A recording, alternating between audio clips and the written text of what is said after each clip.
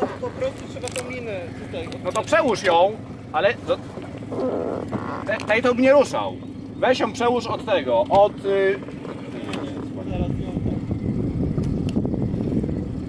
A po co ją odwiązujesz? żeby tutaj zahaczyć o ten... Aha, no dobra, no.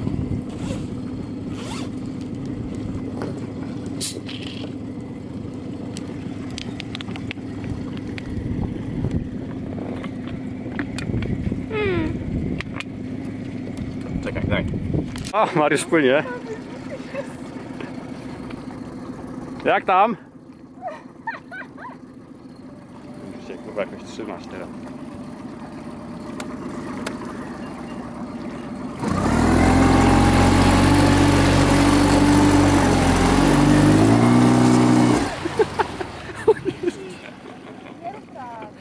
Chyba.